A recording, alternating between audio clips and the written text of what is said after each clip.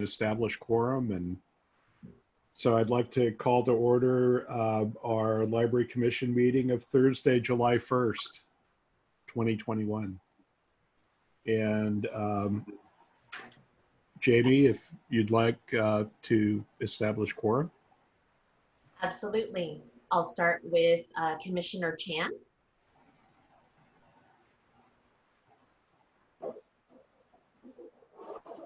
Can't hear you, Regina. Oh no. Oh, I'll come back. Oh no. No, you're there. Oh, okay. Yeah. We do hear you. I'll go to Commissioner Carter. I'm here. And Commissioner Crane. I'm here. And Commissioner G. Here. And Vice Chair Wheeler. Here. And Chair Bedard. Here. So I'd like to go to the next item, and we're going to start off the meeting by reciting the Pledge of Allegiance. And I'll do a little bit of background. We're trying to get back to templates, and again, City Council is able to do those as well. So I will bring up and share my screen here, and then I will go ahead and lead the Pledge of Allegiance. You can go ahead and put yourself on mute, and I will do that piece. All right. I pledge allegiance To the flag of the United States of America and to the republic for which it stands, one nation, under God, indivisible, with liberty and justice for all. Thank you, everyone. Thank you.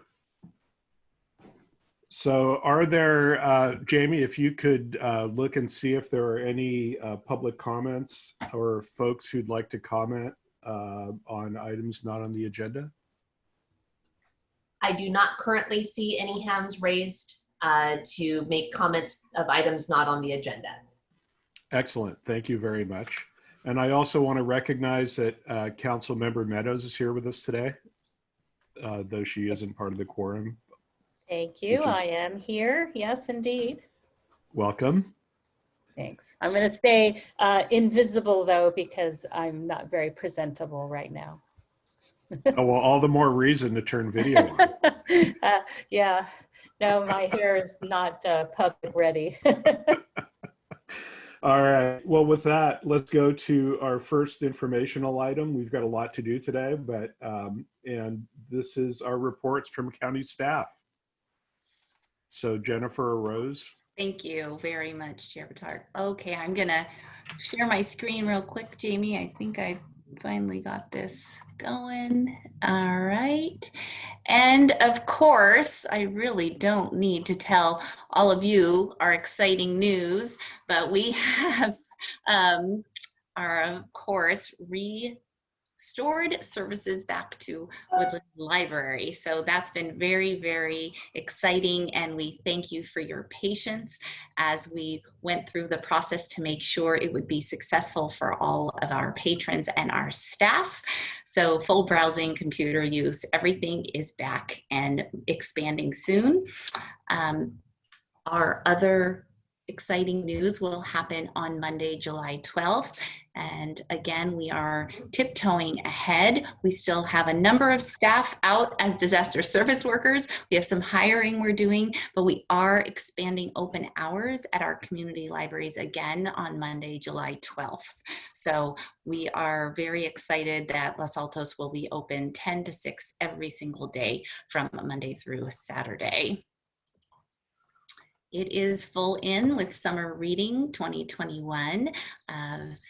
Reading Colors Your World. Again, lots of virtual programs, rewards, fun kits for the kids, and really just an opportunity for everyone to expand their horizons with some good reads. And finally, for those of you who have your your iPhones, our mobile app is now ready. So you can download that, get it from the Apple App Store. I know the Google Play was already available a couple of weeks ago for Android users. I think you'll really enjoy the experience. It's super easy to use. So the other one did have end of life app. So you do need to reinstall and enter your library card number to get started on this mobile library experience, but I think you'll really enjoy it. And that is all my brief report tonight. I know Rose has lots to report as well. Hi everyone, good evening and happy July. Let me share my screen. All right, so let me go ahead and start from the beginning. All right, and to add on to the very exciting news about Woodland opening, I did want to share statistics from the first week that Woodland was open. And thank you, Pierre, for showing up to Woodland on the first day. So it was nice to see you there. We had over 2,000 checkouts, almost 2,000 items checked in, 331 patrons served at the library, and 1,062 patrons served online. So, you know, patrons are back. That first day, you know, it was busy inside the library. People were scanning, using the computers, families were reading. So it was nice to see the community enjoy Woodland again. Back to other statistics, items checked out, and I apologize because today is the first of the month.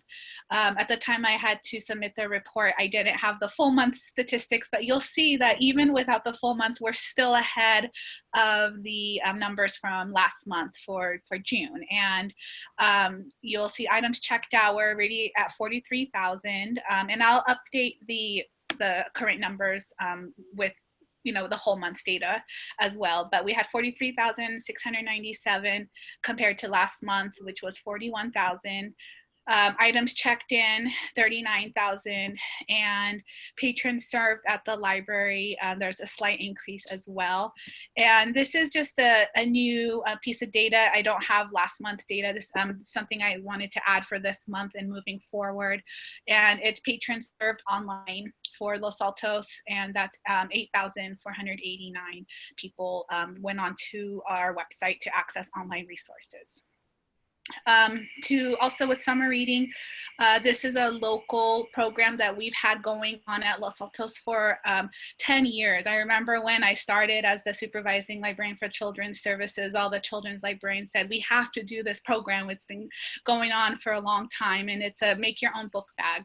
And we don't have in-person programming, but it's a take-home kit. So children could basically take home the bag, the crayons, and the tassel, and decorate their own book bag and keep it. And we always see families using these book bags all year round, and it's really a nice tradition. And thank you to the Friends for funding this program for over 10 years. So it's really valuable to our community.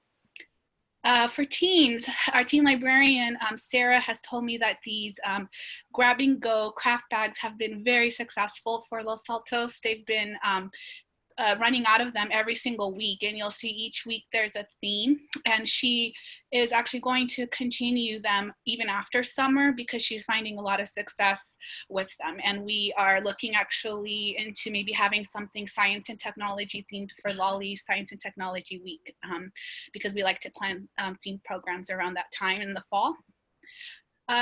There's also this Now Read This Los Altos Library Book Club. It was a book club that was going strong in person and has continued to go strong via Zoom. And so it meets on the last Monday of the month. The next one is July 26th. And I want to also share this really nice ad. This came out of the awareness subcommittee. Devin, who is one of our library assistants and soon to be librarian, has been helping put out the ads to reach the Kiwanis and the Foothill, is it Foothill, or is it the radio station and the news, the TV station. And she's created this ad, and I just thought it was really nice. She did a great job. She has such an eye for graphics, and this ad will be going out to the various sources that the awareness subcommittee has found for us. So thank you. And the GoGo Biblio, we are ready to take it out again. So we're going to the farmers market later this summer, and we're looking for more opportunities to be able to go out into the community for patrons to check out materials and get library cards. And that's all I have. Wow, thank you. What a month. Any comments or questions from the commissioners, starting with Commissioner Wheeler? I'll report, when we do the awareness committee, but yeah, Devin has just, what a flair she has for graphics. And so she's really been able to do the PSAs for, for the library and to publicize the events. And Carol will talk more about the PSA opportunities that she's identified and even has more for this month's report. So we'll talk about that at the subcommittee level. Thank you. Commissioner G. Commissioner Carter. I'll speak when it's time for the awareness committee report. And Commissioner Crane. Speak now. No, well, that's great. There are 4. I don't No, I meant, well, it's okay. We can talk about it during the awareness, your report on the awareness. Well, I have one comment to make. Rose, I think you mentioned 3 PSA. There are 4. KFJC, Channel 15, the Kiwanis, and the Foothill College Marketing. Oh, thank you. 4. Did you mention 4? And I missed. No, I have them written down. I'm sorry, but I just kind of blanked during my presentation. So thank you. Yeah. Thank you, Commissioner Carter. Commissioner Crane. I was just going to ask a clarifying question. When you said that the number of people who visited on the web, was that total users or unique visits? That is unique visits for each, where a patron who is a Los Altos patron logs onto our website. Okay, so that's the number of people, not just the number of visits. Mm-hmm. Okay, great, thanks. And Commissioner Chan.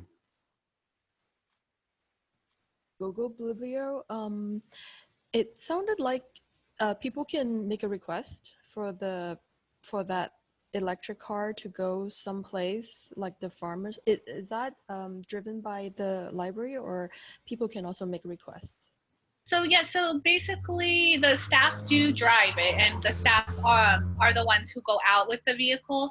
But if, for example, before COVID, we have a couple staff members who live in Los Altos that knew of some block parties that were going on. And so they connected us with the people who were running those block parties, and we were able to go out. So we're very open to where we can go with it. It's, it does have a limited speed limit, and we do have to take the back roads. So, but we try to take it as many places as we can to reach the community. Yeah. Thank you. And Council Member Meadows, do you have any questions or? No, I'm good. Or I should say more precisely, you all are good. I'm just listening. Thank you. I can't believe this last month. I mean, from my perspective, getting everything spooled up, getting Woodland open, great job. I mean, I know your staff has been working, the county and our local staff been working very hard on this. And I was, Woodland was, Commissioner Wheeler, Woodland was too loud on the first day. It was horrible. I was just there yesterday. It was deafening. It's supposed to be a library. But I actually took the time to read and study in the main library, and that was great to get to do that. So thank you very much. Any other comments from the floor or questions before we go to the next item? Okay, so with that, Catherine, you're up with the Friends of the Library update. Well, hello, everybody. I have a very quick presentation tonight. So let's get this going. Okay, so the big news is, and thanks so much to Rose.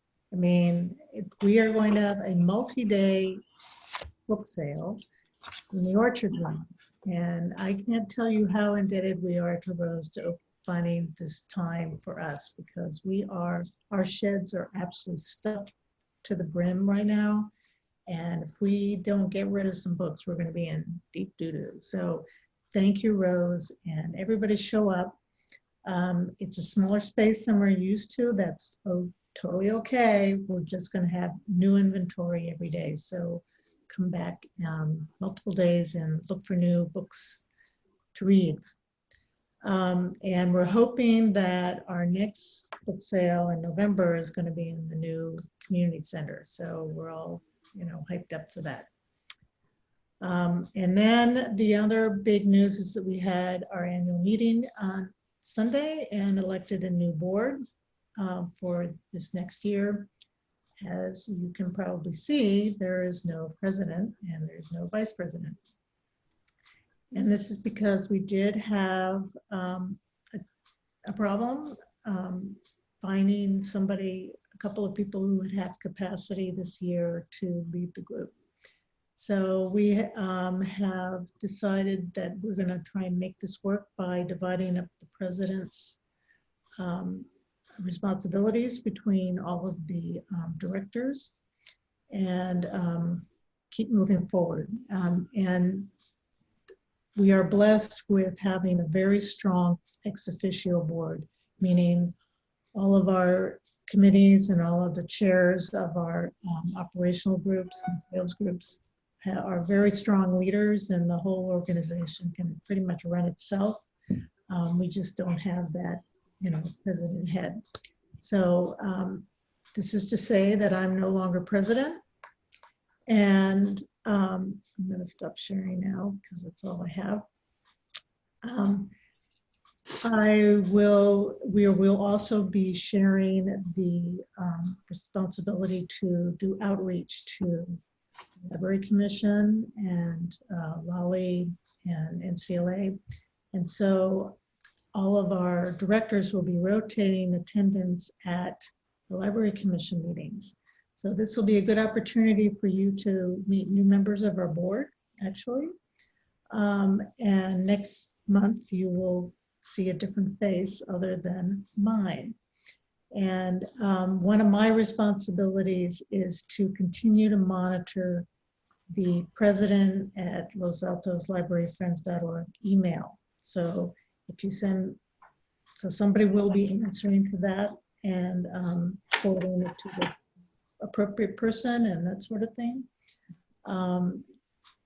So if you have any questions about this arrangement, you must, I'm happy to take those now. Commissioner Wheeler. Is this just a temporary thing for this year? Catherine, will it go back to the normal, let's call it normal way? President? Yes, that's truly our intent. We are going to continue to look for actually this year we're hoping to find a vice president that we can train and then move into the president position for next year. The board did have to vote on an emergency temporary leadership structure for this year. If at the end of this year, this next fiscal year, we haven't found any candidates, we're going to have to go back and reevaluate our situation and amend our governance documents. We don't think we're going to be there. This is going to be another challenging year for us, like COVID was, because we have a lot of changes happening with, we hope to get a new building installed. We want to start up Marketplace downtown. And that was a huge lift for a lot of our volunteers. And so nobody was jumping up and down to take this position. But yes, we hope it is definitely a temporary situation because the following year will be fairly straightforward because all these changes will be done and in place and it will back to be business as usual, we hope. Thank you. Mhm. Commissioner G, you're on mute. Yeah, I was just kind of curious as to how things are going in terms of getting your volunteers back up and running. Actually, that is going very well because some of our, we're all in the retired older crowd, but some of their older volunteers who really locked down during COVID are now coming back and saying, I'm ready to get out of the house. I've been vaccinated. My kids have approved it. And that is going really well, actually. That's great. Yeah. Commissioner Carter? I don't have any questions for her. Commissioner Crane? No questions. And Commissioner Chan? Any questions? I just attended the meeting. No Of meeting? friends. Yeah. Oh, yeah. good.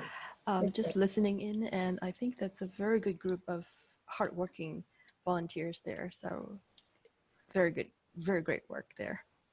They are. I have Yeah. to say, this last year has been tough on everybody, but everybody stepped up and Right. we're ready to move on and open up and get back to work as normal as we can. I mean, unfortunately, I didn't make the Sunday. I couldn't make the Sunday meeting, but I feel a little hamstrung in the sense, I mean, you guys, the friends have really gotten things together and volunteering is going very well. We need to get the whole issue of the Civic Center resolved, the PG&E hookup and stuff. I feel hamstrung in terms of being able to talk sometimes when I attend the board meeting, mainly because it is the board. I mean, and I test. So I will give you some feedback on that. I think there's a reticence to paying the PG&E hookup. Mm-hmm. I think it should just be paid. Mm-hmm. I mean, my opinion only. It's just like, and I'm saying that because I'm going through the same issue in my personal life, doing remodeling with PG&E, and it's, you're not, how do you fight that? So let me give you an update. Oh, okay. Good. Okay. So, the board was inclined to just, go ahead and pay that, right? Because we need heat. And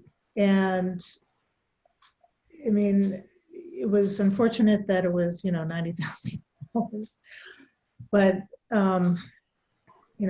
if we're going to be there for another 10 years or until the next library comes in, we need heat and we need air conditioning. So they were just going to bite the bullet. However, we do have a very creative facilities team, and they are now exploring solar and leaning very much that way. And so because it's cheaper, probably by a 6%, 40% cheaper, it's more environmentally correct. And also it doesn't, it's not as invasive in terms we don't have to dig up the whole parking lot to get the PG&E, lines led to that building. So we think we have a good solution. We just got to work with Manny Hernandez and his team to get that, operational. So I didn't think, my feeling was you shouldn't hesitate to spend the money. I mean, you have the money, and I mean, you could feel, we can get into hard feelings about things, but I just felt like I'm glad to hear that update. That's really good. Yeah. Well, our older crowd keep having to say that. You know, heat is an issue and air conditioning is an issue, you know, and we have to, if we're gonna have happy volunteers, we have to, you know, make that happen somehow. And you have operational costs and you have the money to, you know, the money is there to do it and the community is, you know, is helping clearly. Mhm. So anyway, that's good because after the last board meeting, I just left there thinking, I just left there. Oh. Well, you know, we do have some frustration about how slow everything is going. So I can understand why you would come away with that feeling, but you know, it's a process and we're working It's a on it. process. Yeah. And thank you very much for serving as president this year. I know how hard you work and what a challenge, you know, it is to keep things rolling. So thank you very much for that. Thank you. Any other oh, Thank you. Want to echo those thank yous. Thanks, Freddie. Very much appreciated, Catherine. yeah, without the friends, I don't know what you know, I mean, the friends have been great in terms of funding and in terms of doing special programs, the best sellers, everything. So thank you. That's what we like to do. So with that, let's move on to an update from the NCLA and Lolly. Okay. Commissioner Hill. So please note on your calendars these 3 tentative dates for NCLA. First of all, the times would all be at 5:30. The first one is a possibility of having a meeting July 26th. The next one would be August 30th. And the last one in the year potentially would be October 18th. So right now you are on the agenda for the August 30th one, but it may also be available on the July 26th, depending on what our agenda is for July 26th. I think you're well prepared, and I think by August you will be doing little tiny minor tweaks to whatever it is that you're going to present. So that's pretty much the news on NCLA. With Lolly, last month we spent a lot of time looking at our infrastructure, and behind the scenes outside of the meeting, there were lots of emails going back and forth because we are in a similar situation as the Friends where we have an older group. I just realized that at least three of our current board members are 90 plus. And wow. Yeah. Oh, that's hard to believe. I know. That's what I want to look like at 90. So they're so vigorous and filled with ideas. And we've had one resignation because she's moving out of state. She and her husband are moving closer to their family, the kiddos. So we're seeing a decrease in people, not in energy or ideas. So we are finishing up our process on how people can apply to be on the board, because similar to the Friends, it's a working board. So we can't have people who sit there, pontificate, and advise. They can do both of those, and they have to contribute. So we're making sure that people understand that, not just come on because they really value the library and want to support it, but because they actually want to work on various projects. And we're also taking a deeper dive into our finances and taxes. The person that we have had do our taxes for free, it was pro bono, has stepped away from that because he's also retired. So there's just a sea change happening. So we're also looking at becoming more sophisticated in what we do with our finances and our taxes, and how we report out to the board, and then how we report out to the public. We're also taking a look at our website because it is 10, 15 years old. And even the person who designed it agrees that it is 10, 15 years old in look. So it's time to update it. So that's one of our next steps. I want to thank the Friends of the Library because your group has inspired me and has inspired the Lolly, that you put out really nice reports throughout the year. And so we are going to copy, steal, adopt, take the best practices from the Friends, and we're going to put out a mid-year report. Traditionally, we've only done an annual, which is also an ask for donations.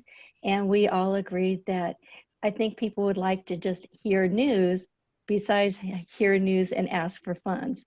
So I'm looking forward to that.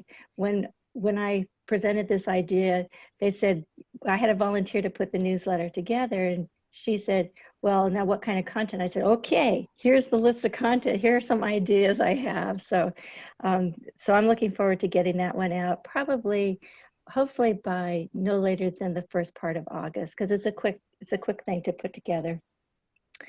We are working with Rose and team on our Science and Technology Week, which is in October. We are still working on getting our speaker from Google confirmed.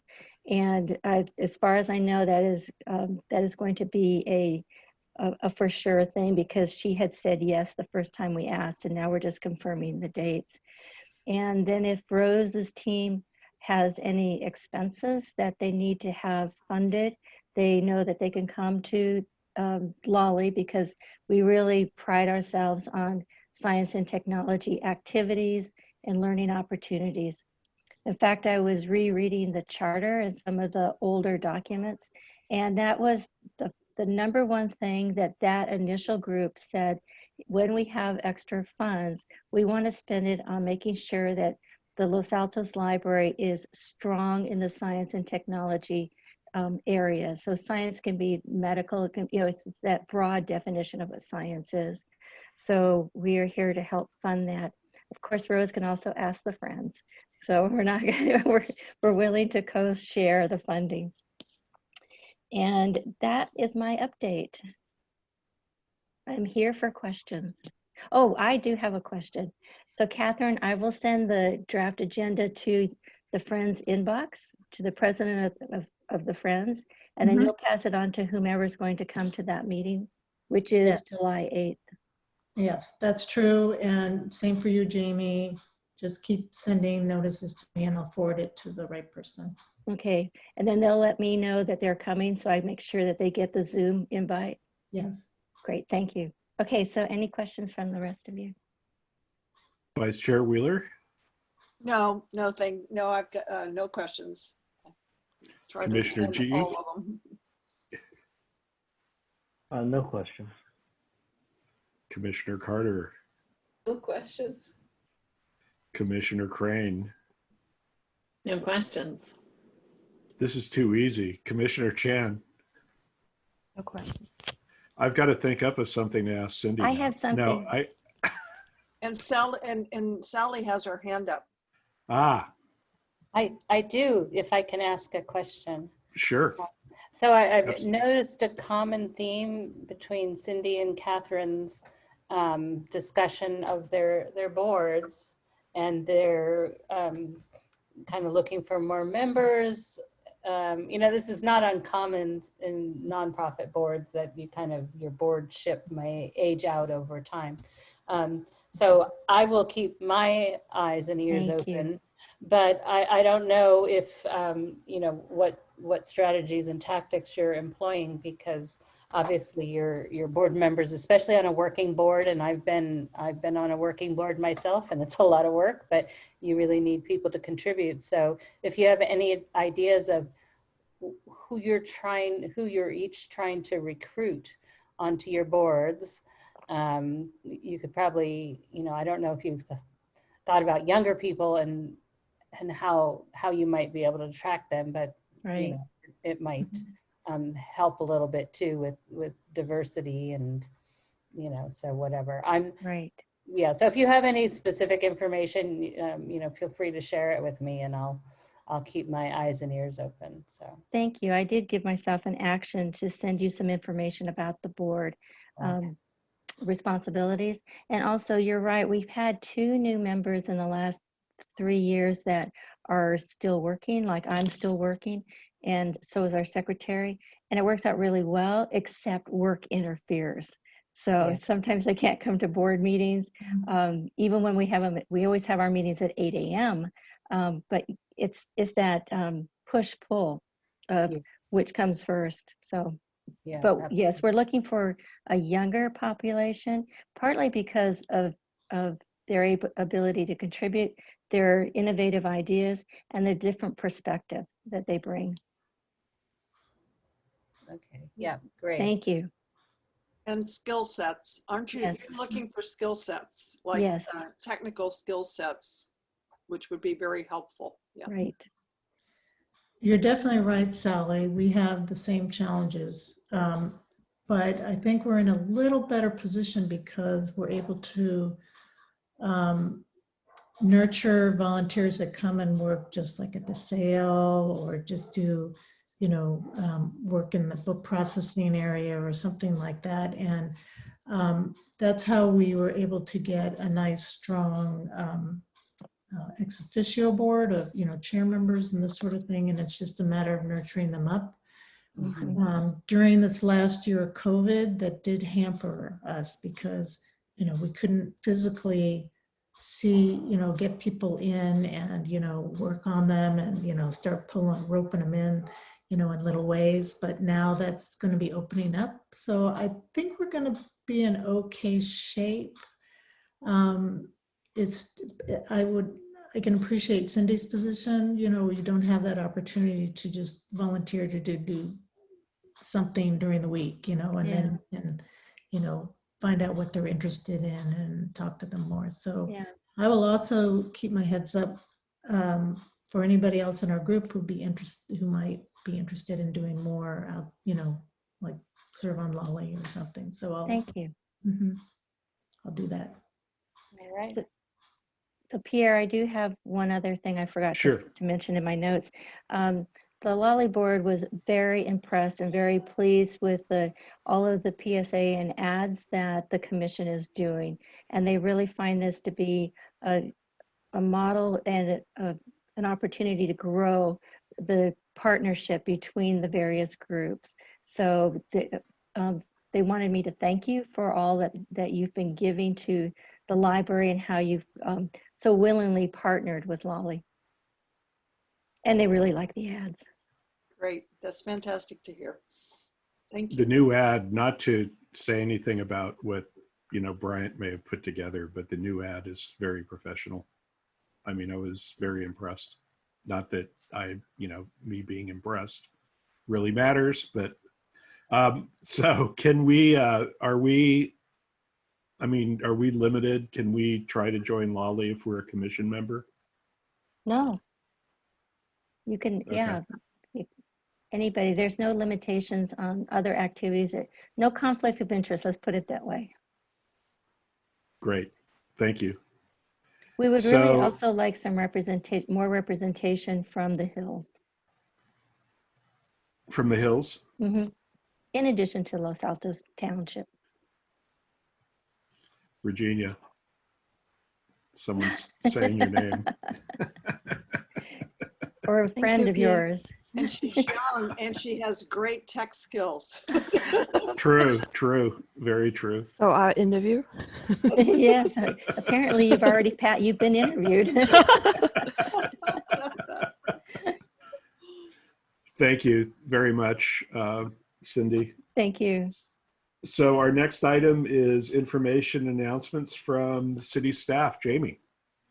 Now, just some of the similar informational items that I shared last month, but still preparing for our Los Altos Hills softball game. And that is going really well, obviously with changes in guidance from the state and county. We're actually looking at being able to have spectators for the event. So that is exciting. And then continuing our registration for our summer season. This has actually gone fairly well, and continuing on our new software system, which we continue to get feedback that is just, it's much easier and more user-friendly, both for staff and for the community. So that has been an exciting change. And then obviously still continuing just to keep updates on our virtual recreation center as we kind of transition from not really being together to eventually being together again. We just are continuing to keep those pieces updated. But I was going to do one quick change really fast. And I'm just doing this only because, and hopefully it's showing in the right direction, but for my virtual background, city staff and especially our department is working really hard to get ready for the community center, which at the moment is what we put out during the last meeting that we were at for city council. We are currently anticipating an opening in fall. So more information will be coming shortly, but that's really what is taking priority, at least in planning. So just wanted to share that, and that is everything that I have. Thank you. Commissioners, questions? Vice Chair Wheeler? No questions. Thank you. Commissioner G? No questions. Commissioner Carter? Questions? Commissioner Chan? Commissioner Crane? No questions. Boy, and I have to ask a question just because. No, my only question is on the, I know that Catherine mentioned running a sale in the community center. Is that, is there, I'm assuming that the Friends are staying in lockstep with the city in terms of scheduling and all that, I would hope. No, absolutely. We have quite a bit of interest once the community center is ready and we're ready to open up this fall. So no, absolutely. We are working on that and hopefully we will have some additional information soon. Great. Good deal. Yes. Thank you, Catherine. Okay, so that does it for our informational items. Shall we get to the business of approving our minutes? I have a correction. On item 8, it should be Commissioners Wheeler, Carter, and G in the Infrastructure Committee. I will make that note for adjustment. Thank you. And with that correction, I move that the minutes be adopted. I'll second. Can we have roll? All right, I'll go ahead and start with Commissioner G. Yes. And then I'll go to Commissioner Carter. Yes. Vice Chair Wheeler. Yes. Commissioner Chan. Yes. Chair Bedard. Yes. And Commissioner Crane. Sorry. I'm sorry. I had to step away for something at the door. Oh, no worries. We're approving the minutes. The minutes. Yes, I read them. No, I approve. Okay, thank you. Thank you. And this brings us to item 6, which is the work plan. And just one brief comment on the work plan. I brought it up last meeting, but we do need to think about getting an update out. I know Ying's not here today. We didn't really do anything last month on it, but I'd like the subcommittees to start thinking about modifying their work plans and updating them, at least their relevant sections. That's my only comment on that item. So with that, commissioners' reports and comments. Infrastructure Subcommittee. Nelson, self-service. Self-service. Yeah, hold on just one moment. I need to find the document. All right, let me go ahead and share. I do have it up if you want me to share as well. I just grabbed it from your email. Give me just a moment and share screen, share that.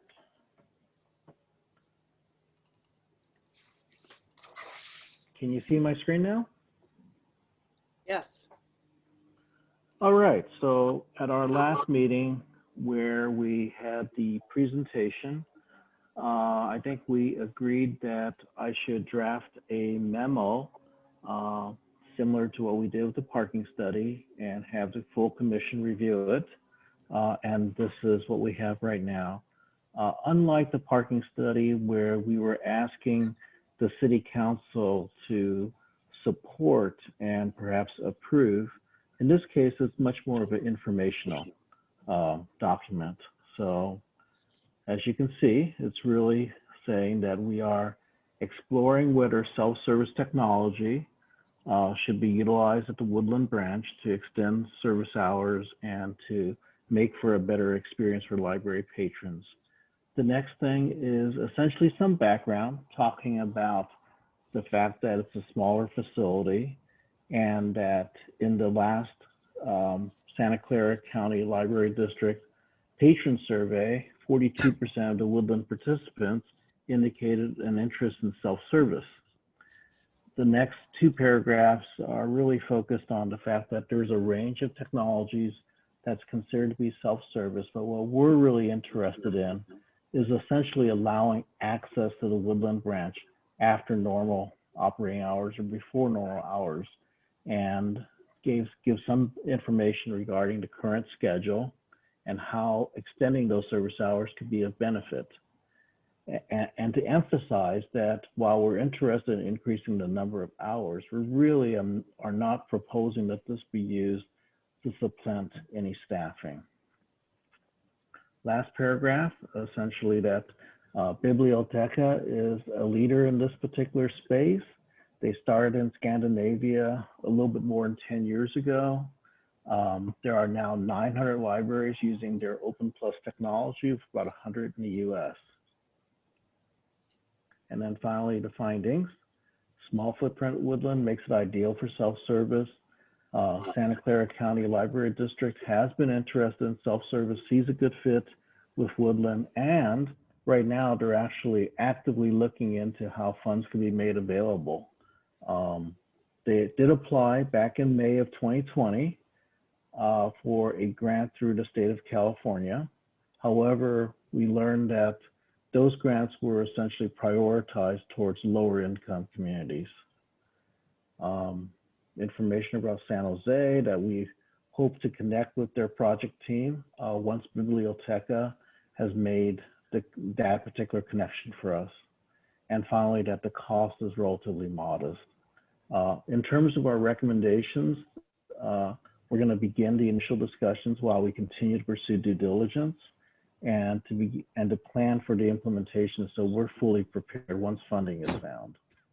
And Rose has told me that Santa Clara County Library District has really taken the lead, and they're actually looking right now at the details of the library policies that may be impacted by self-service and looking at the technical details. In terms of implications, on the positive side, we're talking about residents who currently can't make it to Woodland during those particular hours being much more satisfied with the new service where those hours are extended, and also be considered a leader in this particular technology within the entire library district. On the negative side, and I don't consider this to be a huge negative, and I put in there so therefore City Council can understand that we're asking for some potential city staff time in the future for coordination and planning of the implementation.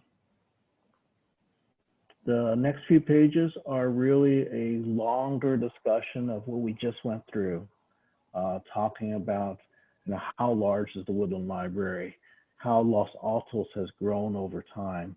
And I looked at the census data, the US Census data from 1970 to 2010. So we don't have the 2020 data yet, but it grew 30% within that period of time. The Woodland Library, I don't think has expanded at all since the 1970s. And then the key findings, a little bit more detailed, but basically drawing from the presentation that you guys have already seen.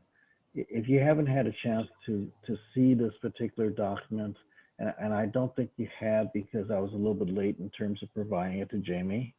But it really follows that particular presentation around the fact that, you know, we talked to a number of librarians who have had experiences. There have been no security issues to date. That in the case of Ventura County, they actually are designing their next library renovation with self-service in mind.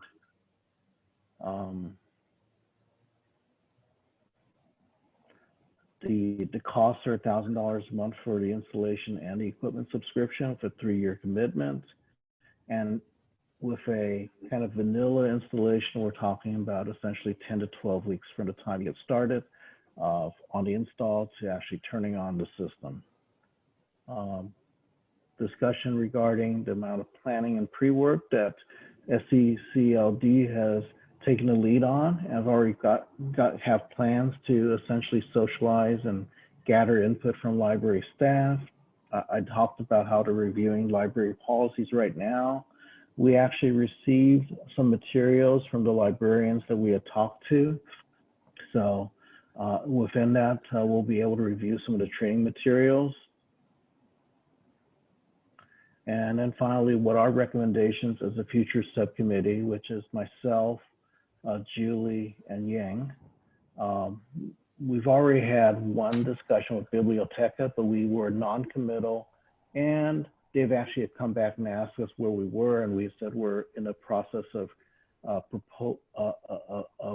having discussions within the entire library commission, and that's where we left it so far. I think we should follow up with them and say we are still interested in talking to the San Jose team and see if they'll make that connection. But in the meantime, there are certain things that I think we can do with Biblioteca, which is get a hold of their standard agreement, start reviewing those, and making sure that we highlight those terms that could be problematic, drill down somewhat more on the cost estimates, and as I said, get in touch with that San Jose team. Okay, any questions? Looks great.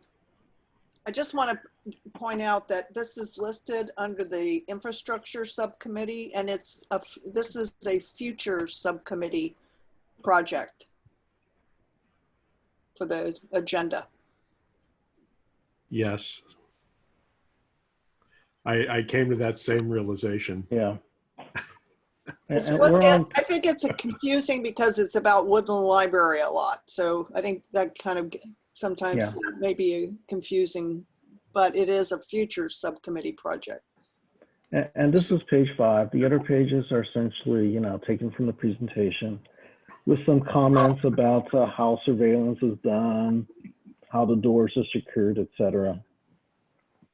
I think Ying provided this picture, which actually you can see the keypad, which allows you, this is from the Biblioteca website, where they use this particular mechanism for essentially locking and unlocking the door of self-service libraries.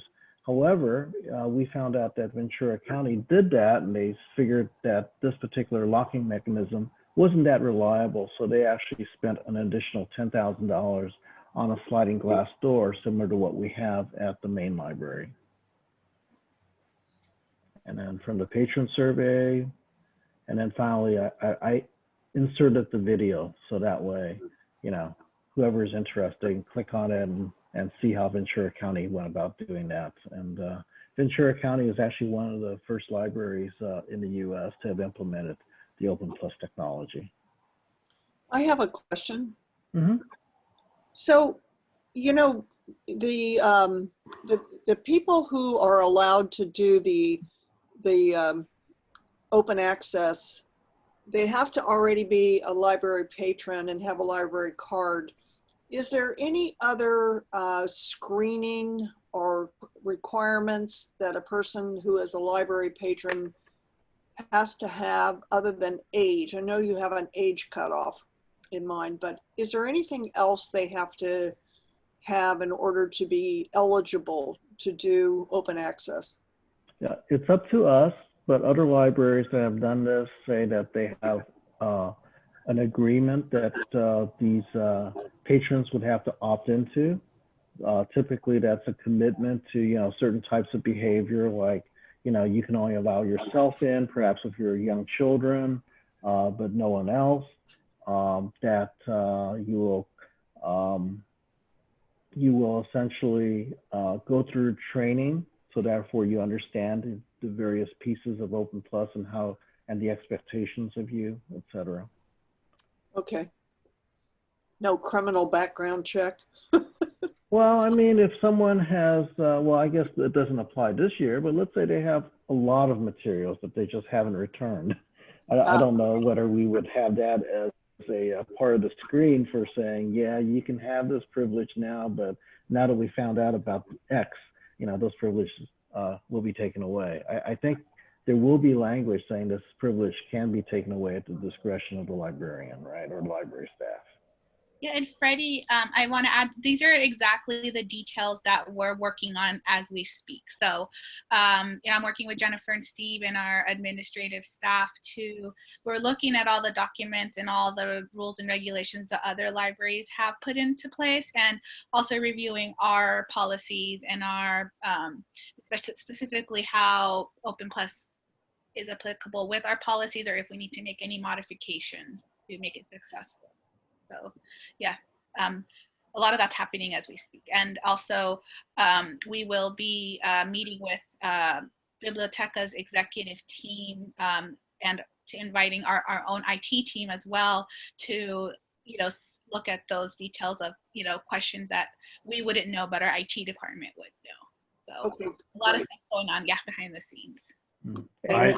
And Rose, I would volunteer to be part of that if you want my help.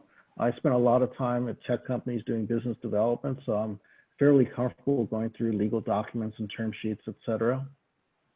Thank you, Melvin. This is Julie. I'm sorry, I was going to ask if, Rose, if you're meeting with Biblioteca, because perhaps you can ask if they can put us in touch with San Jose. I don't want to overwhelm them with my requests. Yeah, I could ask them. And, one thing they did note to me is that they are updating their pricing. So they haven't shared any details on that with me. I don't know if it's increasing or what's happening with that, but that's an update since I think that, the subcommittee had met with them. But we're gathering all the details. Perfect. Yeah. All I was going to say is thank you, Commissioner Crane. Thank you, Commissioner G. This is amazing. As a commission, I think we should, I don't want to cut off discussion, but we should move to adopt this memoranda and move it forward if that's proper. I asked Jamie really for that, but I'd like to take action on it and wholly endorse it and move that we wholly endorse this plan. We sat through a special meeting which was excellent. It relies on data. It's cutting edge. The county's into it. I think that between Lolly and the Friends, this certainly adds value to the library committee or community as a whole. So anyway, I can't say enough. That's my only comment. No, and Chair Bedard, we can definitely, I think, take questions or comments from the remainder of the commission, and then the commission can absolutely vote to recommend this to the county for consideration. Great, so let's do that. And I don't know if you want to unshare, Nelvin, or keep it up. And I'll start back, Vice Chair Wheeler. No, I think this is great. I'm completely in favor of it. And Commissioner Chan. I also thought it's a great idea, and it's amazing how much work you guys have put in the report. It's you can see it. It's very detailed. So thank you. Commissioner Carter. I certainly agree that it's impressive and we should move forward with it. It's a great idea. Beautifully presented. Commissioner Crane, I know you're knee deep in it, but. Yeah, I just want to clarify, it was really Nelvin who put together a lot of this presentation. Yes, you did. I'm just a nexus. I mean, I couldn't do it without you and Jane. Well, that was good. And I don't want to lose sight. I was trying to find his name. I'm going to forget it, and I apologize. The librarian who suggested this to us. Brian. I don't want to lose track of the fact that we as a subcommittee said, you know, I think I said, what would you want? What would, you know, be exciting? And he brought up some ideas, and this one really had traction. So. Yeah, and before I worked on this project, I had no idea that self-service was being used in Asia and Europe. Yep. So, with that. I can add that I met with Brian yesterday. I was over at the Woodland Branch yesterday, and he was there, and we talked about this, and he's very, very excited and very hopeful that it'll be implemented. So all the more reason for us to have excellent staff, because you are at the forefront of this, you know, what's new in library science, and it's exciting. We'll pass it along to Bryant too. Yeah. Thank you. Super guy. And Councilmember Beddoes.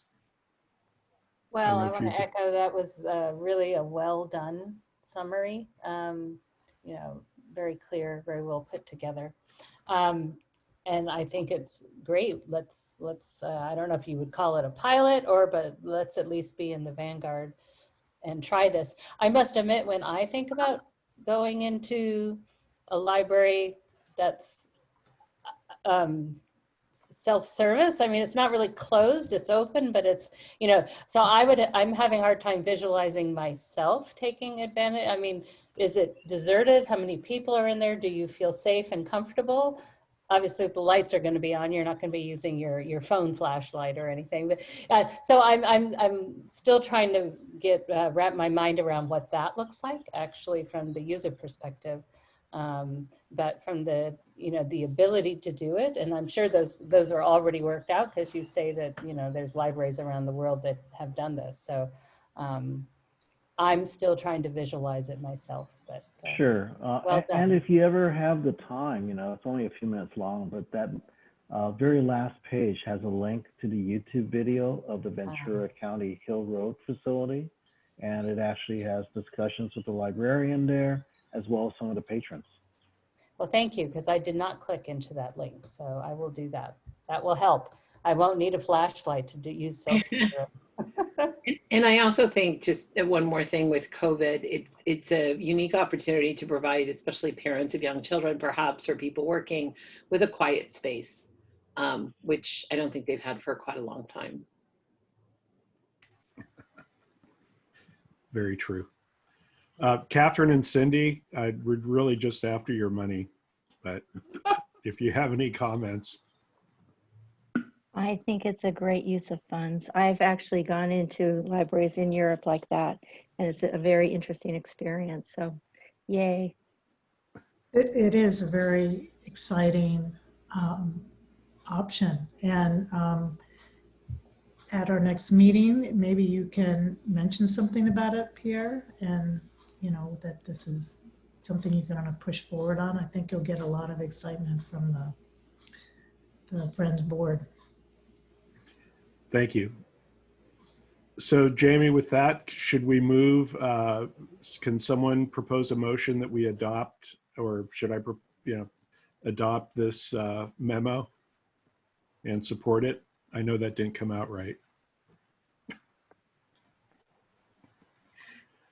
I can do it. I move that the commission vote to approve this memo and recommend it to the Santa Clara County Library District for consideration. I'll second. And I second it. Too late. Okay. Jamie, could you take a roll call, please? Absolutely, happy to. Commissioner Carter. Yes. And Commissioner Chan. Yes. And Commissioner Crane. Yes. And Commissioner G. Yes. Chair Bedard, Yes. and Vice Chair Wheeler. Yes. That passes 6-0. Excellent. Thank you very much. And with that, we'll go to the real Infrastructure Committee, Subcommittee, and talk about the upcoming NCLA presentation. Okay, I don't have a presentation for you tonight. That's I made a presentation last meeting, but I will have an update for our next meeting. And if we end up getting slated into the July 26th NCLA meeting, then I will somehow, I will send it to Jamie and ask her to distribute it to everyone before that meeting so you have a chance to see it and provide input. The changes are twofold. I want to, and that's what that was one of the reasons I went over there yesterday. I got some more pictures about what's visible from the counter. And I also Rose clarified the policy about being able to have visibility into areas within the library. And so one of the things that I wanted to propose, that is meeting a need that people have suggested could be filled by having space in libraries to have small meeting rooms. And when you walk into the library, what is directly facing, what the people at the library counter are looking at is this large children's section. And one of the things I was thinking was that at the very back of that wall, we could have glass meeting rooms, small glass meeting rooms, because we're adding all this additional space on the south side of the building that at least half of which is dedicated to kids. And anyway, it's a proposal. It's just a proposal. And, you know, obviously an architect who knows what they're doing, if this ever comes to fruition, would be designing this library space.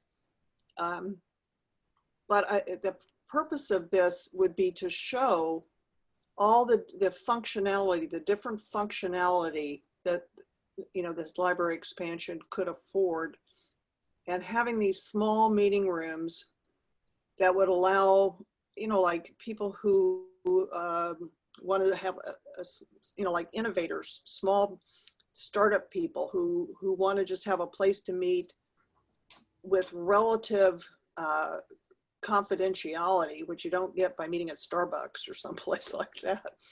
To sit down and meet with a little table with 4 chairs in each of these meeting rooms.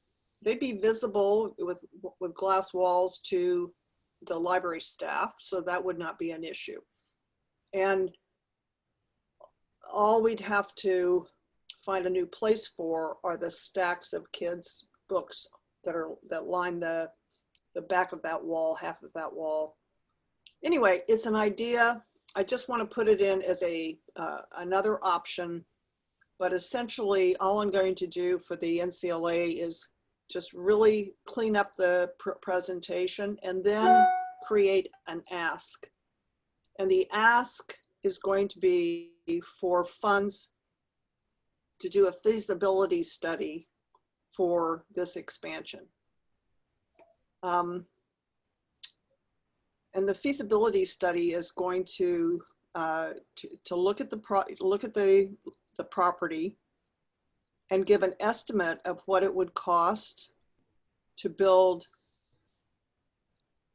that expanded portion, so that we could then have a more, then we would have some solid numbers to present to the city as to what it would cost. And again, I would really, really like to emphasize that trying to raise the funds to build this expansion is something that I think we should pursue as a philanthropic project. if the cost comes out to be about $3 million, I really think that's something that we could raise funds to pay for. We still need the city to approve it. We need the county, you know, the county library district to approve it. But if it requires no additional staff and provides additional space, if it solves the noise problem at Woodland and allows a better opportunity for the kids that go there to have a better space for them to congregate in, to have a better space for the tutors to teach without making the rest of the library really, all the complaints about the noise there. It would be great if we could do this expansion such that the kids have a great space and they can enjoy the library, and the adults will have a great space and they can enjoy the library. And we'd have additional meeting rooms, a meeting room, a community meeting room, and we'd have these small meeting rooms for people to use for business meetings, whatever.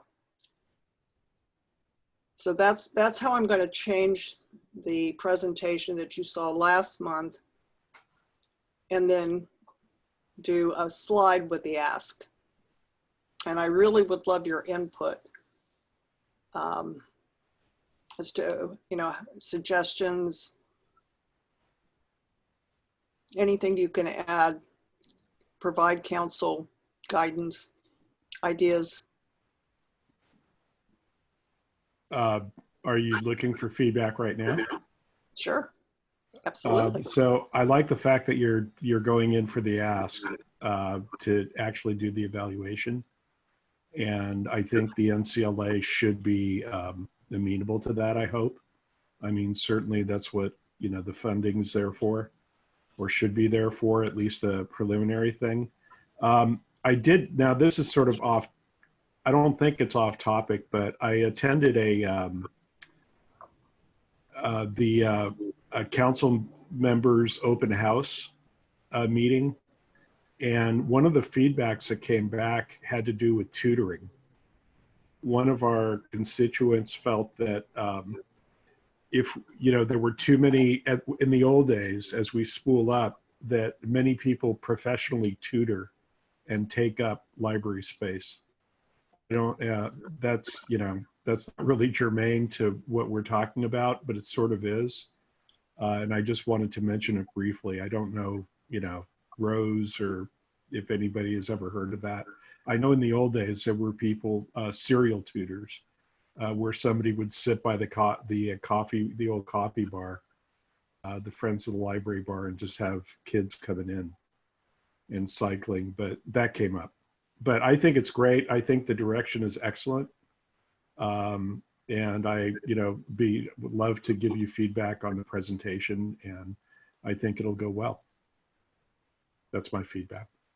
Jenna, is there, or Rosa, is there an issue about these? I was just going to validate what you said, Chair Batard. We do, but I think that I'm so very happy to hear. Obviously, I mean, you guys really are visionaries on it, and to your point of knowing history in some other library locations, as well as your community needs, going with a feasibility study will allow us to proactively consider all of these things and really thoughtfully plan the space so that it is successful for just those reasons, right? For really being very intentional around it. And you have as I said, you guys are very visionary. Brian and Rose are too. So really knowing, meeting with St. Simon's, meeting with some other people so that you really have all that information, and then putting in the hands of an architect who can really formulate that vision. I think that's a really, really wonderful way. And we absolutely would be happy to be involved in all of that process as well. Fantastic. That's fantastic. Okay. Commissioner. Oh, go ahead. Sorry. Commissioner Carter did speak with St. Simon's, and they said that Woodland Library is absolutely, incredibly integral and important to to their continued success. So we do know that their kids are going to be using that library, and their population of students has not dropped. They're at capacity. They see remaining at capacity. So, frankly, they're the ones that they're making all the noise. So, but our other schools close by. Montclair is close by, and Montclair kids use the library as well. So, and those small office space or meeting spaces, I mean, they could also be used by tutors, with the kids. That would be actually an ideal space for them, because right now they do it out in the open. They have these little tables and chairs, and they are right out there in the open. And your library voice still carries everywhere. So and I talked with Bryant yesterday and was walking him around and showing him what I was thinking about and whatnot. And so it's really good to get his feedback, because that's his library. So he knows what's going on and what works and what doesn't. But anyway, I won't take any more time, but if anybody has any suggestions, please don't hesitate to let me know. Okay, I really would appreciate your input. Shall we go around real quick? Commissioner Chan? I just want to echo your idea of having smaller rooms. I think it's very practical. And from what I see, in other libraries too, people, tutoring, or if you could just break up the group, right, into smaller groups, that actually I think help with the noise, because I've seen if you have a larger room, it tends to be very noisy. And I mean, my daughters have done that too. She went into a bigger room, and then there's just people talking a lot while she's just trying to concentrate on doing some work. So it makes sense to break it down into smaller rooms. Maybe I don't know, also we could have the flexibility of making it into a larger room by putting dividers, sliding glass, so you can open up the glass and make it a bigger room. So you have the flexibility of having small rooms and a bigger room if you have more people, as a conference room or something.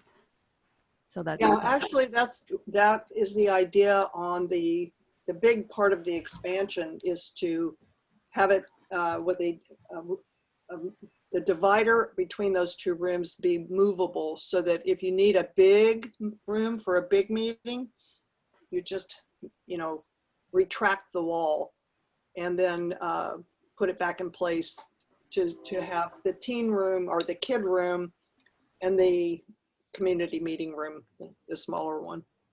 Yeah, that'd be great. And Julie, I wanted to say to you, you first said the very first presentation, why not make it bigger, right? And so that was why I kept trying to understand the visibility policy.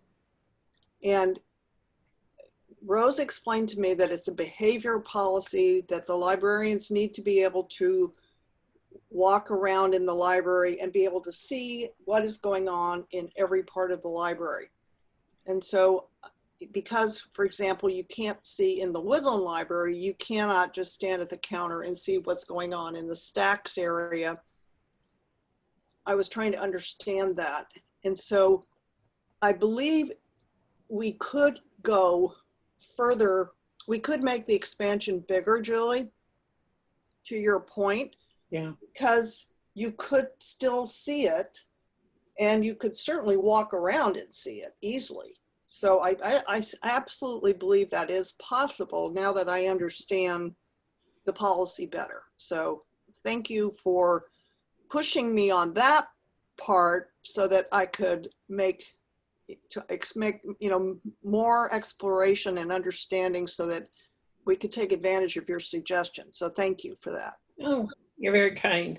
Yeah, when I first heard that they wanted to have a separate building, I immediately thought of, if they're going to be kids, they have to have line of sight to the kids.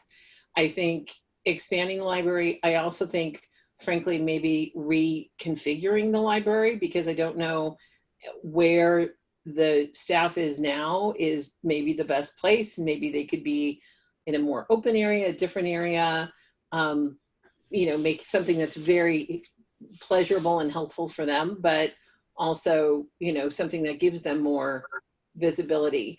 And the only other suggestion I have, I was Googling, because we're talking at my company DocuSign about back to better, and it's bringing everybody back to work. And I can tell you, people don't want to do it.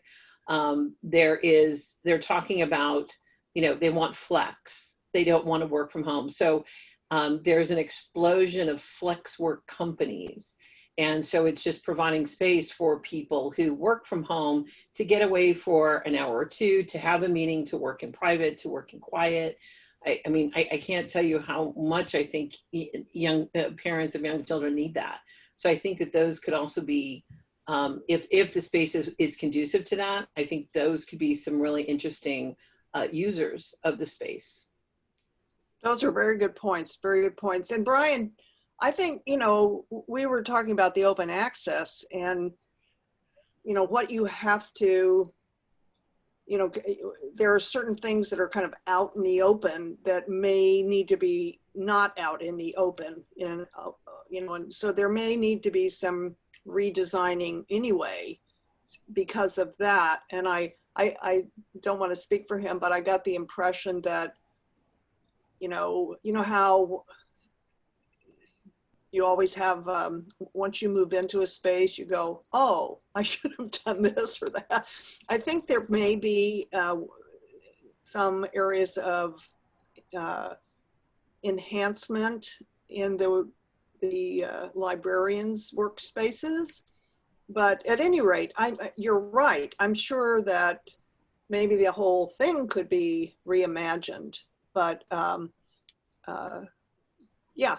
Absolutely, absolutely. But that's why a feasibility study and working with the county and the librarians to say, okay, if you had to, you know, if you had your wishes, what would you do with this?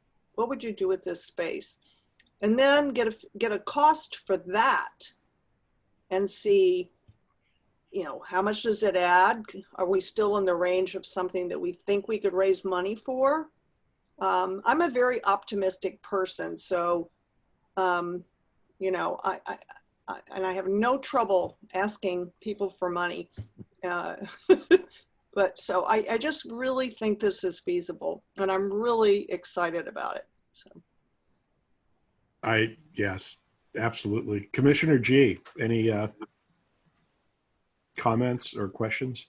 No, yeah, I'm on the same subcommittee as Freddie. Freddie's the leader, and Freddie, I'll help you however I can. Just you always do. Melvin does all the tech work and the measuring and the plans and writing the reports. So we actually have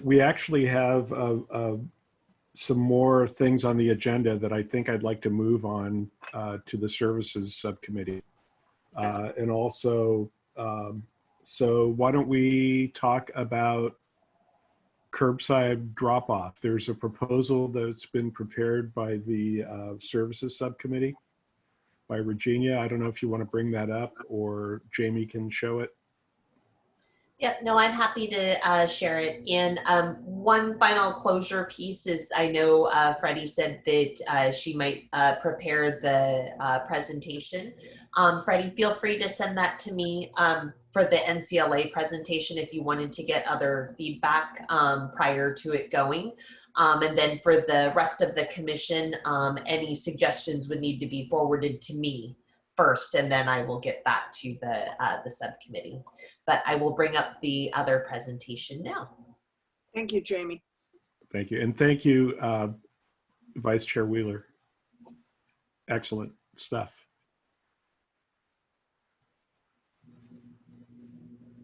Okay. Okay, I'm unmuted. So this is a proposal that we have looking at the survey data that we got from the librarians. As you can see on the data, if you scroll down a little bit, there's a pretty high demand for curbside drop-off points at 35%. And we're only looking for, this service for the main library because, of all the work that we're going to be doing for Woodland. I think we should probably focus on the main library. And if you go down, so our thoughts were, there are currently just 2 parking spots available for a quick drop off. And a lot of times, and we're going to be getting busy at the library. Oftentimes the spaces are occupied. So it's pretty common, and it happened to me before too, that I have to circle around a lot in the parking space just to look for a space for a 2-minute drop off. Excuse me. So I think that basically the reason why people, and there's such a high demand for a curbside drop-off box.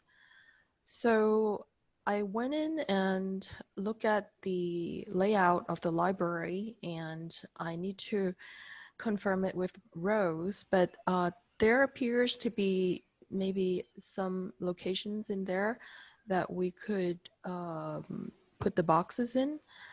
That might require some reconfiguration of how the traffic goes or something, but I've identified a couple places where it's possible, and also taking into consideration that it's closer to the back of the library, because I've seen boxes right outside that door where the librarians would come in, would come out from and give us our holds. I've done that before. So I just slap a box in that area at the corner there, which I thought maybe people could just drive by and drop their returns materials there. Should be a pretty quick drop off. And the boxes are not very expensive. Just with a quick, lookup, it's only in the $1,000 range. So that's our proposal for curbside drop off. I understand that the property actually belongs to the city. So so we might have to talk to the city about whether or not that's feasible. And we just want to propose it the way it is. And we'll be happy to work with the city if it means changing something in the parking lot or making it easier to support this. That's all I have. I just want to add a couple things, and another possible location might be near the mailboxes by City Hall, and where there is a drop-off location for the mail, a lane for that. Yeah, I've also looked at the road going to the, if you keep going to the police station there, I took a picture there too. That might be a possible location. So that's why I wanted to ask the librarian if, whichever, because you'd have to go out, a pretty long way to collect your items, especially if it rains or something. So I just want to be considerate of the librarian too. And traffic is getting worse. Mm-hmm. I mean, I've noticed since the library opened up, I have trouble. I have eye problems myself. So backing in and out of places is a challenge.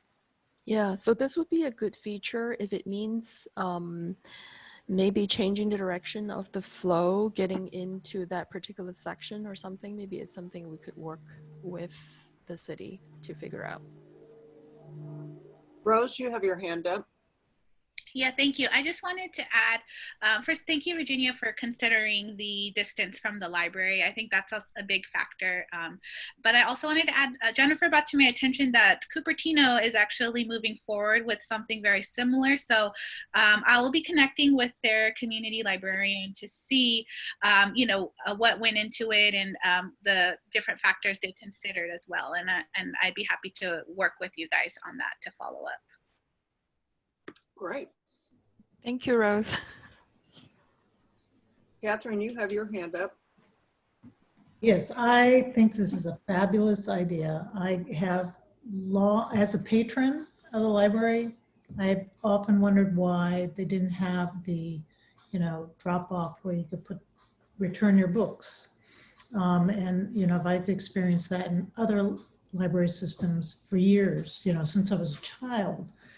And not having it in Los Altos, just, having to have that 1 minute parking, and then there's this jockeying for position, and it's very difficult to get in. I thought about the space between the police department and the history museum on that road. On the top of my head, it would be a great location because it's not used all that much, except for the fact that Friends of the Library takes donations now there, and I wouldn't want people to confuse donations with returns. That would be a problem. And also the proximity for the staff.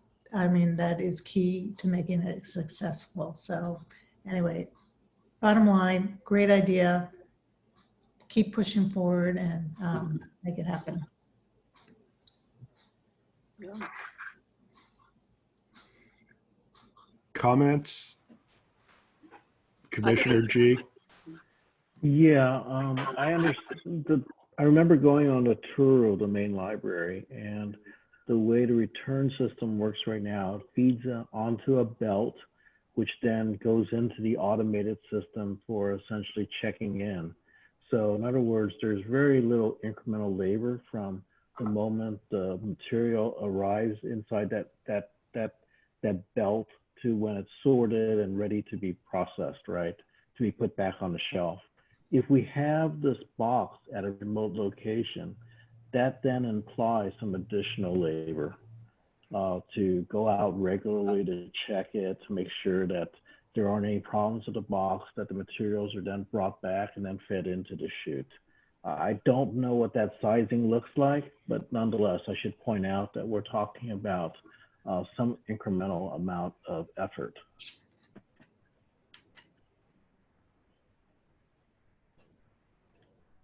Commissioner Carter?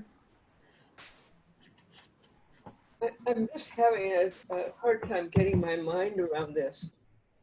What I find difficult about returning books to the library is the parking situation. Other than that, I don't see a problem with the current drop-off situation. And I think that Nelvin made a really good point about about problems that could occur transporting the returned books from another location into the library to be processed. That's my concern. I think maybe Rose can comment on that, but what I have seen is there are carts, right, during the lockdown period. You have really large carts that I could drop the box in, I mean the materials in, and then you will push that cart back into the library.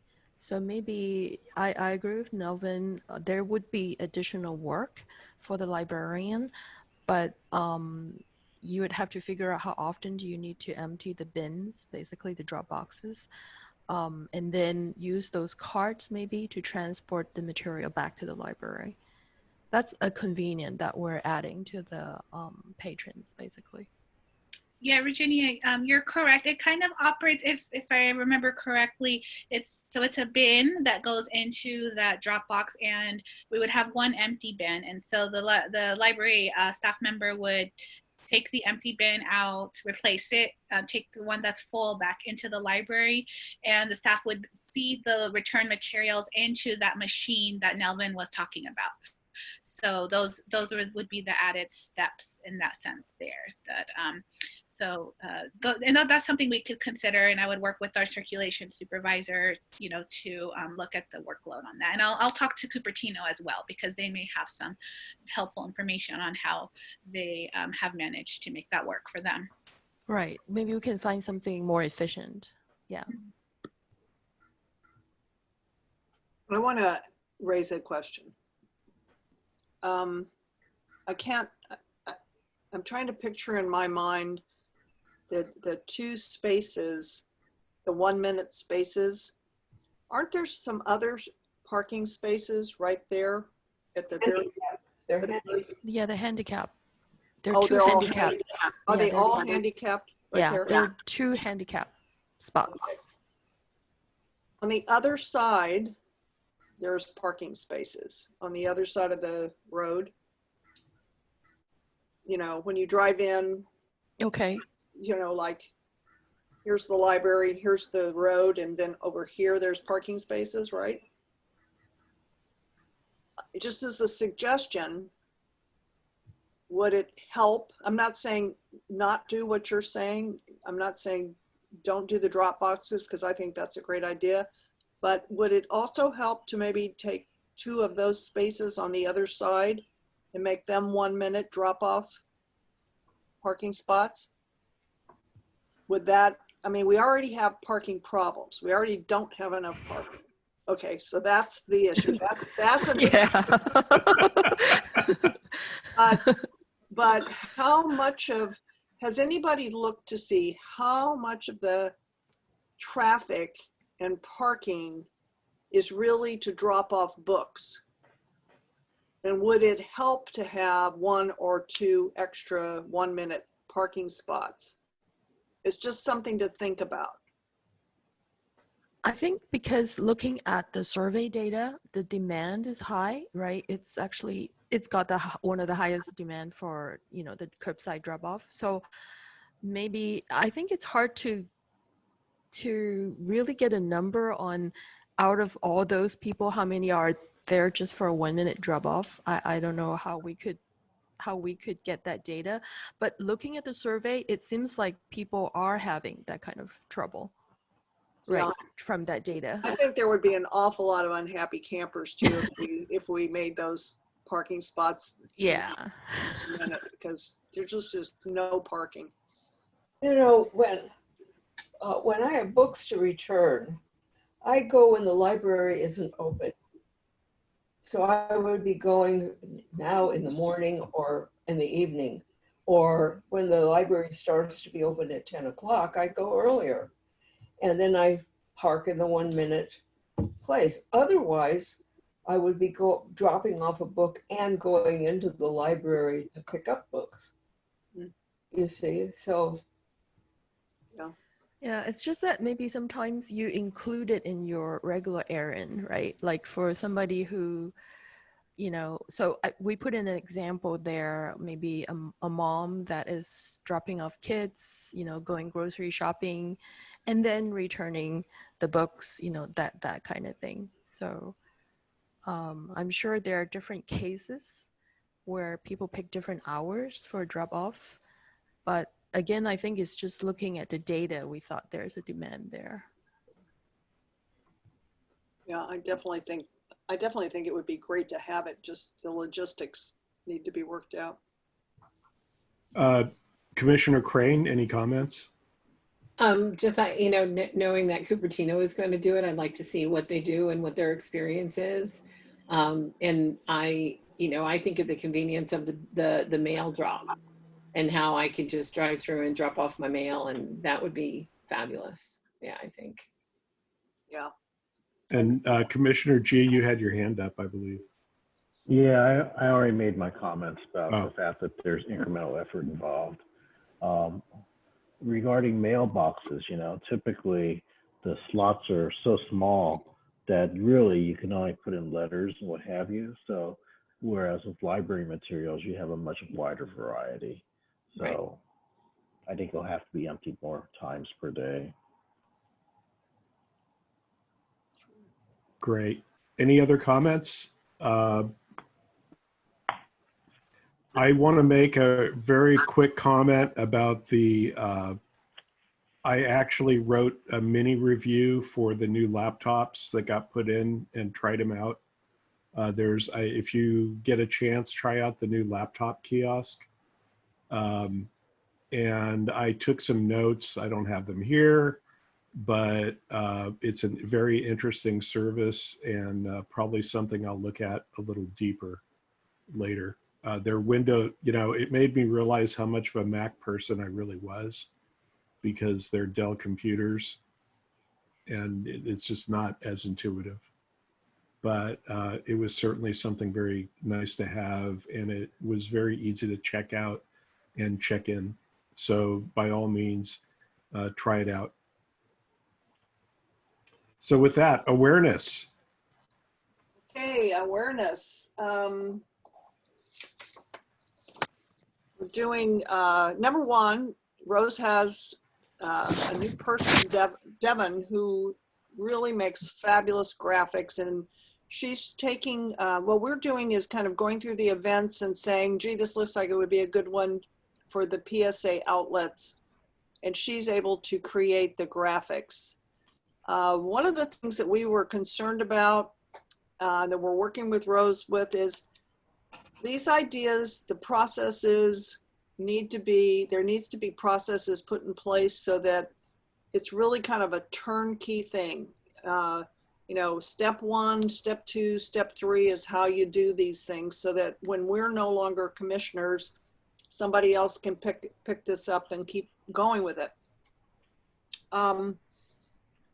We have the ad for July and August. So Virginia, do you want to talk about those two ads, the mobile app and the GoBiblio? You're muted. Okay. Do you want me to bring up the ad? Oh, sure. Yes, that would be great if you can. Okay, let me find it. Oh, I'm sorry. No problem.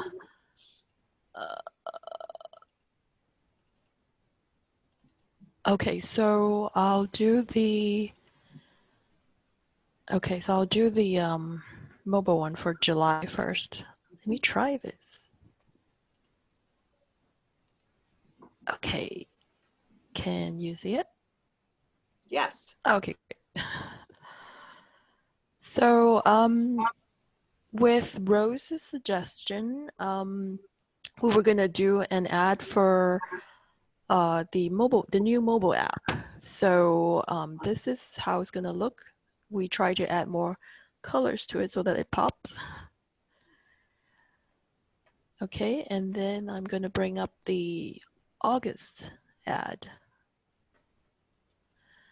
And the August ad, can you see the August ad? No. No. Oh, I have to probably close the other one.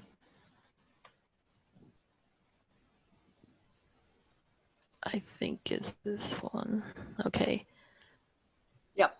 Okay. So yeah, there you go. again, this is with Rose's suggestion for the GoBiblio, and this is mainly Freddie's idea. I just make it look pretty. That's all. So we have prepared both for July and August. Any questions, or I'll stop sharing? There's a typo here. Oh, okay, it says great. Books, movies, right? A miniature library of books. Oh, it is movies. Thank you. Ah, Movies. okay, Thank you. great. We'll change that. So those are the two ads for July and August, and we are looking for ideas for September, October.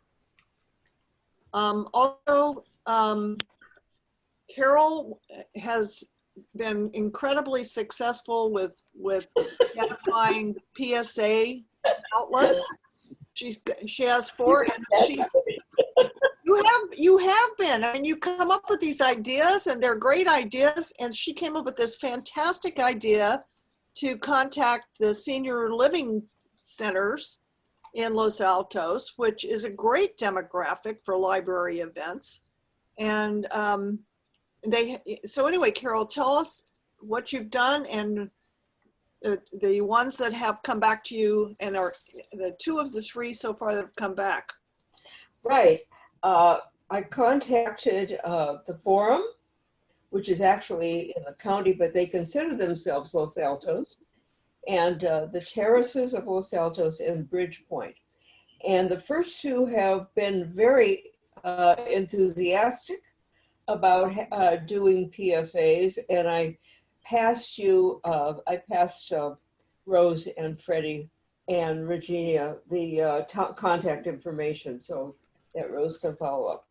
Bridgepoint, the contact person I was told at Bridgepoint is a man by the name of Jaden. And I've called 3 times and left detailed messages and not gotten a response. I don't know if any of you have friends in Bridgepoint that I could contact. My next step is to go over there in person and see what's going on, because there's really no excuse for not getting back to me. But anyway, they were very enthusiastic. And I'm wondering, Jennifer, how does the county feel about that? Contacting these seniors. I wish all of us worked as hard as you. I love your go get 'emness. So off the top of my head, I want to find out. We actually have the bookmobile that does actually visit some. I want to say they do visit the forum, but I'm going to double check and I'll get that information to Rose for you. But absolutely, we I think that's a really wonderful idea. About books. This was about the programs. Exactly. The library is offering. And what made me think of doing this was that one of the programs was called Old Man's War. And I thought, boy, I bet there are a lot of seniors who would be interested in this program for obvious reasons. And that's why I had the idea. But getting a hold of Bridgepoint, and to tell you the truth, calling these places is very strange. They don't answer the phone. I guess they're their own little world. But when they did make contact, they were the 2 that I got back to me were very enthusiastic. Absolutely. So I will confirm who in your area the bookmobile does visit, because just as you said, this is a wonderful, they can also cross promote too. So maybe when they're there, they slip, books with your events or those kinds of things. So it can absolutely be a back and forth. So I will see if we have any connection at Bridgepoint, and I'm pretty sure we go to the forum. These places have newsletters. Mm-hmm. That they put out on a regular basis, and that's where these announcements would be disseminated from the newsletters. And they're both of these facilities said they do printed newsletters. I guess they feel some of their residents aren't very computer literate, or they print up something once a week in one case. And it's great because, this is a perfect demographic. It's a perfect outlet for bringing, raising awareness of some of the events that the library is conducting or providing that would be of real interest to that demographic. And we have Devon, who can now make these beautiful PDFs or PowerPoints, whatever it is that they want. And fortunately, they can be used for many or if not all of the PSA outlets, except obviously for the radio station. And then the TV station wants PowerPoints, but she puts them in the PowerPoint configuration, so it's no biggie. And then let's see. Okie dokie. No, I think that's basically it. We'll keep looking for new ways to raise awareness for the library's events and services. And if anybody has ideas for September, October ads, including Jennifer, if you have anything, please let us know. We're happy to do whatever makes sense for the library. Thank you. Thank you, Awareness Subcommittee. Any comments questions from any other commissioners, I'll let you raise your hands or nod your head no as we make our way through our meeting. And your PSAs are amazing, Carol. Oh. I mean, I got to tell you, getting with KPFA, I mean, that's been an all-time favorites, you know, like when I was doing a lot of things that used to be illicit. Good. So we've heard on the future subcommittee, we did that prior. And thank you, Nelvin. To go back to the services subcommittee, Regina, it seems to me that we're going to keep researching the proposal and then bring it up for a vote at some point based on feedback. Work plan subcommittee, reminder, please look at I know you guys are doing amazing work, but at some point in time, we're going to need to update the work plan. But I have full faith that that's not going to be too much of an issue. So with that, potential future agenda items, are there any future agenda items that people would like to discuss or would like to add to the calendar?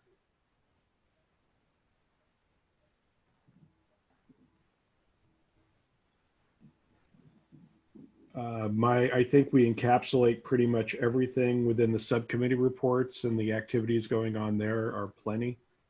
I don't know that big items coming up per se. No, going once, twice. A quick experience from my point of view is I know awareness is key. I somehow got quoted in the town crier about the library openings. I don't know if you notice that, but as commissioners, if you get the chance to speak to any council members at the open meetings are always great. As Council Member Meadows knows, I try to be annoying and show up at every one of them to remind each and every council member of the importance of the library. But we should do that. You're just constructive. You're not annoying. Oh, okay. But especially in the hills of Virginia, you know, getting more visibility in the hills, and next door. The way next door has us segmented, we don't, you know, I'm in the north, some of us are in the south, others are in the hills, but you know, if it's just liking a friend's sale that's coming up, all those things, you know, matter. Just it keeps the vibe going. So with that, I think I will call for adjournment and thank each and every one of you for. It's odd to have a meeting this early in the month. Oh, look, hold on. We have Olive. Oh, she's so cute. What does she have? A coaster. She has a million toys, but she just wants everything that's not a toy. Of course. All right, then. So officially we're adjourned, Jamie, at 8:29 or 28. Thanks for the olive fix. We need to have that as our close every meeting. New commissioner. Hold off, sorry. She's a commissioner in training. Adorable. Have a great Thursday, everybody. Thank you. Happy 4th of July. Oh, yeah, happy 4th of July. Yeah.